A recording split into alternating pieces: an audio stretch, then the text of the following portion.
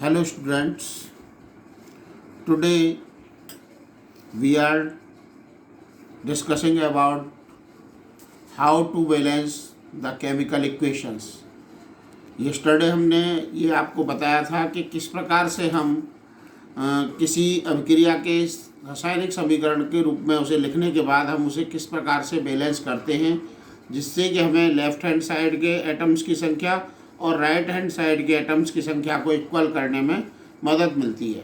कल हमने आपको मैग्नीशियम का एक उदाहरण बताया था जिसमें मैग्नीशियम और ऑक्सीजन की अभिक्रिया हो रही थी। उसमें हमने एक तरफ मैग्नीशियम प्लस ऑक्सीजन लिया था और दाहिनी ओर हमने जो प्रोडक्ट में लिया था, उत्पाद में जो हमने लिया था वो लिया था मैग्नीशियम ऑक्साइड को।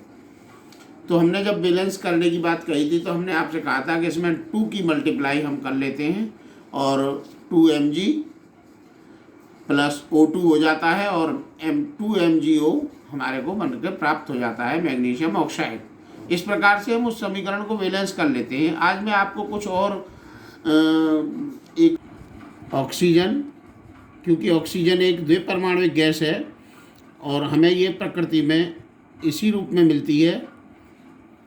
अब हम यहाँ देख रहे हैं कि मैग्नीशियम के साथ हम ऑक्सीजन की अभिक्रिया करा रहे हैं तो हमें जो प्रोडक्ट प्राप्त हो रहा है वो मैग्नीशियम ऑक्साइड प्राप्त हो रहा है। ये जो हमें मिलता है प्रोडक्ट मैग्नीशियम ऑक्साइड,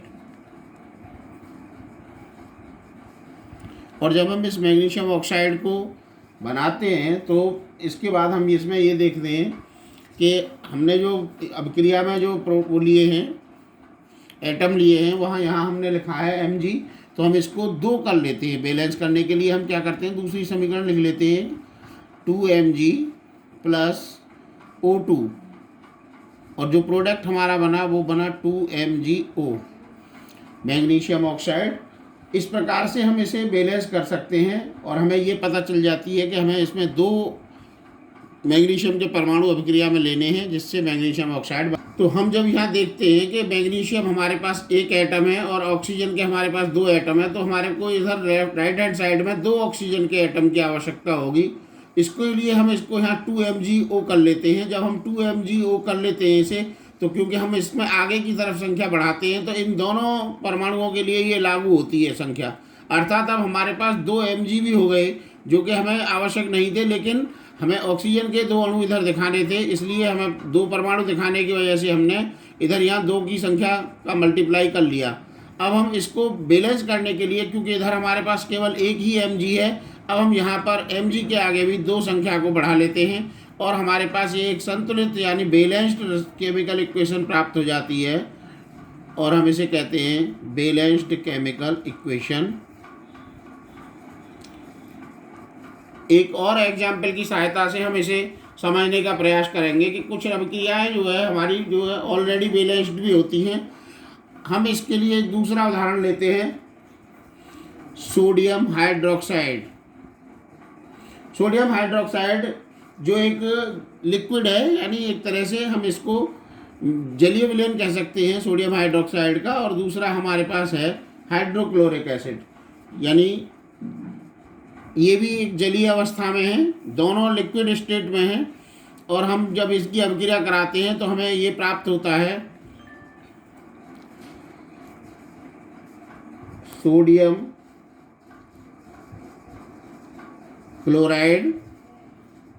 और अब हम देखें तो इधर ये सोडियम क्लोराइड हमारे पास बन गया है NaCl, जिसे आप साधारण भाषा में नमक कहते हैं, Na+Cl।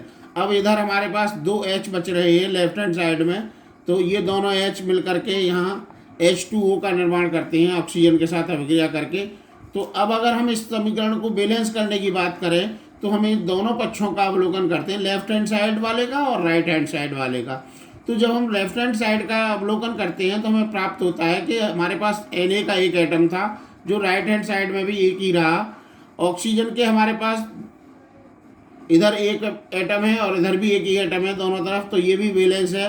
हाइड्रोजन के 2 एटम हैं, दोनों यहाँ जल के रूप में हमें प्राप्त हो रहे हैं, और क्लोरीन का एक एटम हमें सोडियम क्लोराइड के साथ संयोग करके नमक यानी साल्ट बनाता है। तो हम ये कह सकते हैं कि ये इक्वेशन जो है हमारी, जो रासायनिक अभिक्रिया हमारी यहाँ हो रही है, sodium hydroxide plus hydrochloric acid के बीच में, उसके बाद बनने वाले जो प्रोडक्ट्स हैं उसमें हमें दो प्रोडक्ट प्राप्त होते हैं, एक साधारण नमक या साल्ट और दूसरा जल। दोनों के परमाणु दोनों तरफ बैलेंस्ड हैं, तो इस समीकरण को हम ये कह सकते हैं, समीकरण is already balanced. Already balanced chemical equation. अब हम एक और उदाहरण लिखते हैं जिसके द्वारा हम यहाँ इस कॉन्सेप्ट को और अधिक क्लियर करेंगे कि किस तरह से हमें बैलेंसिंग की आवश्यकता पड़ती है। इसके लिए हम एक तीसरा उदाहरण लेते हैं लेड नाइट्रेट का, PbNO3। PbNO3 का होल ट्वाइस, इसकी अभिक्रिया हम कराते हैं और इसको हम ऐसे ही अभिक्रिया करा रहे हैं इसको हम गर्म करते हैं। लेड नाइट्रेट को गर्म करने का मतलब है, मैं यहाँ पे एक ट्रायंगल का सिंबल बना रहा हूँ, इसे हम एरो के ऊपर भी बना सकते हैं या वैसे भी लिख सकते हैं, आप हीट कर रहे हैं। और जब हम इसे हीट कराते हैं तो हीट कराने के बाद में इसमें से हमें दो पदार्थ प्राप्त होते हैं, तीन। तो अब हम देखते हैं कौन कौन से प्राप्त होते हैं। इसमें Pb लेड तो हमें प्राप्त होगा ही, इसके साथ ऑक्साइड प्राप्त होता है, लेड ऑक्साइड, लेड ऑक्साइड और NO2 यानी नाइट्रोजन डाइऑक्साइड, और तीसरा प्रोडक्ट हमारे पास बनता है इसमें ऑक्सीजन। अब हम यहाँ देखते हैं कि जो हमें प्राप्त हुए हैं, तीन पदार्थ हमें प्रोडक्ट के रूप में प्राप्त हुए हैं, तीन सब्सटेंस हमें प्रोडक्ट के रूप में प्राप्त हुए हैं, जिसमें लेड ऑक्साइड, नाइट्रोजन डाइऑक्साइड और ऑक्सीजन बनी है। तीन चीज़ें बनी हैं हमारे पास, लेड ऑक्साइड, नाइट्रोजन डाइऑक्साइड और तीसरा है ऑक्सीजन। जब हम इन तीनों की संख्या को देखते हैं, अब हम इसे संतुलित करने के लिए सबसे पहले अधिक संख्या वाला जो हमारा ऑक्सीजन का परमाणु है, हम उसको संतुलित करने का प्रयास करेंगे। अगर हम देखें तो दोनों तरफ ऑक्सीजन के परमाणुओं की संख्या को, तो यहाँ हम देखते हैं जो हमारे पास ऑक्सीजन है उसमें O3 है। O3 का मतलब है कि ऑक्सीजन के तीन परमाणु इस रिएक्शन में अंदर हैं, और जब हम इसको ब्रैकेट से खोलते हैं तो 3 2 जा 6 ऑक्सीजन के परमाणु हो जाते हैं। जब हम इधर के परमाणुओं की संख्या को गिनते हैं तो 2 हमारे पास नाइट्रोजन के साथ हैं और 2 ऑक्सीजन के स्वतंत्र परमाणु हैं जो गैस के रूप में हमें प्राप्त हुए हैं, 2 और 2 4 और 1 5 और इधर 6 हैं। तो हम इसके लिए हम इसको 2 की संख्या से यहाँ मल्टीप्लाई कर लेते हैं। जब हम इसकी साथ 2 की संख्या से मल्टीप्लाई करते हैं तो ये हमारे 2 ऑक्सीजन के एटम कितने हो गए। जब हम इस इक्वेशन को देखते हैं तो हमें अब इसकी जो एटम्स की संख्या है उसको हम यहाँ बैलेंस करने के लिए यहाँ लेड ऑक्साइड के साथ 2 की संख्या बढ़ा देते हैं। जब हम 2 की मल्टीप्लाई इस इक्वेशन के सब्सटेंस के साथ कर देते हैं तो लेड भी ऑलरेडी 2 एटम्स हो जाते हैं, जबकि हमारे पास जो रिएक्शन हो रही है यहाँ इसमें हमारे पास लेड अकेला है। अगर हम इसको दूसरी लाइन में लिख लें, यहाँ लिख करके मैं दोबारा लिखता हूँ इसको नीचे, आप इसको ज़रा ध्यान से देखेंगे, PbNO3 का होल ट्वाइस इक्वल टू, ये हीट हो रहा है, यहाँ देखेंगे आप PbO, इसमें मैं अब 2 की संख्या बढ़ा रहा हूँ, plus NO2 nitrogen dioxide plus oxygen. अब जब हम इसकी बात करते हैं तो हमने यहाँ जब इसमें 2 की मल्टीप्लाई कर ली है तो इधर के जो एटम्स हैं उसमें भी चेंज आना है। तो हमें इसके लिए क्या करना पड़ेगा कि लेड के इक्वल एटम्स भी इक्वल हो जाए, तो हम यहाँ 2 की मल्टीप्लाई यहाँ लेड के साथ कर देते हैं। जब हम इस लेड के साथ 2 की मल्टीप्लाई करते हैं तो देखने में आ रहा है कि लेड के साथ साथ नाइट्रोजन और ऑक्सीजन के भी परमाणुओं की संख्या में ऑटोमेटिकली वृद्धि हो गई है। जब वृद्धि हो जाती है, क्योंकि जब हम इधर साइड में कोई अंक बढ़ाते हैं तो वो अंक पूरे समीकरण के लिए यानी पूरे सब्सटेंस के लिए लागू होता है, ना कि एक अकेले लेड के लिए। तो जब हम लेड को देखते हैं तो लेड की संख्या 2 हो जाती है हमारी, जो कि ऑलरेडी बैलेंस है, कोई दिक्कत नहीं है यहाँ पर। अब हम ऑक्सीजन की बात करते हैं तो ऑक्सीजन को अगर हम देखें तो 2 यहाँ आ गया हमारा, 3 यहाँ था, ये 2 यहाँ था, 3 दूनी 6 दूनी 12, अर्थात 12 एटम्स ऑफ ऑक्सीजन हो गए। अब हम ऑक्सीजन के एटम्स को फिर देखते हैं गिन करके कि हमारे पास 2 यहाँ 2 4 और 2 6, कुल 6 एटम है इधर राइट हैंड साइड में और इधर 12 हैं। तो अब हम क्या करें कि हमारा जो समीकरण है वो बैलेंस हो जाए, इसके लिए हम क्या करते हैं, परमाणु है नाइट्रोजन के 2N है हमारे पास इधर लेफ्ट हैंड साइड में। तो जब हम 2 की मल्टीप्लाई फिर इसके साथ करेंगे तो ये 4 नाइट्रोजन हमें इधर चाहिए। अब हम इसको भी 4 नाइट्रोजन कर देते हैं तो हमारे पास कुछ इस तरह का समीकरण होगा, 2PbO यानी lead oxide plus 4 nitrogen dioxide, 4 दूनी 8। अब ये हमारे नाइट्रोजन भी 4 हो गए और ऑक्सीजन 8 हो गए। यहाँ 8 ऑक्सीजन ये हो गए, 2 ये हो गए 10 और 2 इधर से, तो 12 हो गए। अब हमारे पास दोनों तरफ की संख्या हमारी, हम ये कह सकते हैं कि 2PbNO3 का whole twice equal to 2PbO यानी lead oxide plus nitrogen dioxide के 4 एटम और ऑक्सीजन के 2 एटम। अब ये हमारी जो समीकरण है पूरी तरह से ये बैलेंस है। अब हम इसमें कुछ और नई चीज़ें भी जोड़ सकते हैं। समीकरण जो हमारी जो बैलेंस्ड समीकरण है, रासायनिक समीकरण, इससे हमें कई और चीज़ों का ज्ञान भी होता है। जैसे हम यहाँ इसकी जो अवस्थाएं होती हैं, जैसे हमारे जो सब्सटेंस हैं, जो हमारे पास सब्सटेंस है, जैसे हमारे यहाँ ये ऑक्सीजन सब्सटेंस है, ये गैस के रूप में है, नाइट्रोजन डाइऑक्साइड ये गैस के रूप में है, तो हम इसमें भौतिक अवस्थाओं का भी जिक्र कर सकते हैं। यानी उनकी जो पदार्थ हैं जिन्होंने रासायनिक अभिक्रिया में भाग लिया है, उनकी भौतिक अवस्थाएं यानी फिजिकल स्टेट्स को भी हम इसमें शो कर सकते हैं। तो हमारा जो केमिकल इक्वेशन है वो एक तरह से ज़्यादा सारगर्भित हो जाता है और हमें बहुत अधिक जानकारी उसके बारे में प्राप्त हो सकती है। इसके लिए मैं आपको एक अलग से एग्जाम्पल दे करके समझा रहा हूँ। इसमें जैसे मतलब जो है हम इसकी जो अवस्थाएं हैं, भौतिक अवस्थाएं, उनका भी जिक्र करेंगे। तो हम एक एग्जाम्पल लेते हैं सोडियम का। सोडियम का जब हम रिएक्शन कराते हैं वाटर के साथ, H2O इसे हम बोलते हैं, हम सोडियम की रिएक्शन जल के साथ कराते हैं तो सोडियम हमें पता है कि सॉलिड स्टेट में है और जल हमारा कैसा है, लिक्विड है, एल हम ले रहे हैं यहाँ पर लिक्विड के लिए।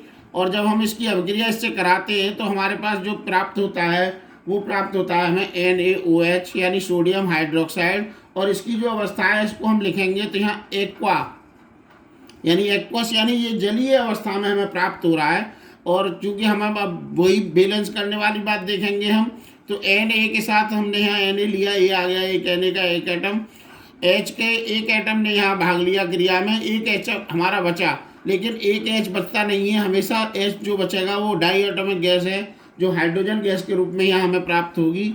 और हम फिर इसे बैलेंस करने के लिए क्या करेंगे कि ये H एक हमारा इधर H कम पड़ गया क्योंकि यहाँ 2 हो गए और एक 2 और एक 3 हो गए H, और इधर हमारे पास जो रासायनिक अभिक्रिया से पूर्व थी उसमें 2 H थे। तो हम इनकी संख्या को बढ़ाने के लिए हम इसे फिर बैलेंस करेंगे। इसको बैलेंस करने के लिए हम हाइड्रोजन के और यहाँ हम 2NaOH कर लेते हैं। तो ये हमारे पास जो 2 सोडियम के 2 एटम हैं, यहाँ भी सोडियम के 2 एटम हो गए। अब ऑक्सीजन के एटम यहाँ 1 2 ये हो गए और 2 हाइड्रोजन के हो गए। तो ये हमारे 2 हाइड्रोजन के एटम और इधर 2 हैं और यहाँ 2 हो गए। तो फिर हम इसको भी 2 कर लेते हैं। तो अब हम देखते हैं कि हाइड्रोजन के 4 एटम है हमारे पास, 2 इधर हो गए और 2 इधर हो गए, हाइड्रोजन 4 हो गई। अब ऑक्सीजन की बात करें तो 2 ऑक्सीजन इधर आ गई हमारी, यहाँ हाइड्रोजन भी बराबर हो गई और ऑक्सीजन भी बराबर हो गई और सोडियम भी बराबर हो गई। अब ये हमारा जो इक्वेशन है ये पूरा कंप्लीट बैलेंस्ड इक्वेशन हो गया। और हमने इसमें कुछ नई चीज़ें और जोड़ी जो हमें ये बताती है कि इनकी जो फिजिकल स्टेट है, सोडियम रिएक्शन से पूर्व हमारे पास सॉलिड स्टेट में था, वाटर हमारे पास लिक्विड स्टेट में था, लेकिन जो हमारे पास प्रोडक्ट बन करके आया जो सोडियम हाइड्रोक्साइड है वो आपको दिखाई दे रहा है कि यहाँ पे मैंने एक्वा लिखा है, यानी जलीय अवस्था में ये हमारे पास सोडियम हाइड्रोक्साइड प्राप्त हुआ है और हाइड्रोजन जो है वो हमें गैस के रूप में प्राप्त हुई है। तो इस प्रकार से हम इसको जो है अपने जो केमिकल इक्वेशन है इसको हम और ज़्यादा मतलब अपने लिए यूजफुल बना सकते हैं कि हम इसमें उनकी जो सब्सटेंसेज हैं उनकी जो फिजिकल स्टेट्स है उसका भी हम इसमें जिक्र कर सकते हैं। इस अभिक्रिया को हम फिर और एक अभिक्रिया के द्वारा हम देख सकते हैं कि जो हमारी जो ये एरो की जो कंडीशन बनती है यहाँ पर, इस एरो को हम इस पर हम और भी चीज़ें दिखा देते हैं। जैसे आपने एक अभिक्रिया देखी होगी जनरली जो फोटोसिंथेसिस के समय होती है, जिसमें हम फोटोसिंथेसिस की जो क्रिया है उसको हम देखते हैं। फोटोसिंथेसिस में क्या होता है, फोटोसिंथेसिस यानी प्रकाश संश्लेषण।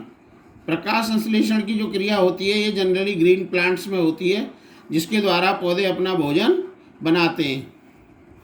इस प्रकाश संश्लेषण की क्रिया में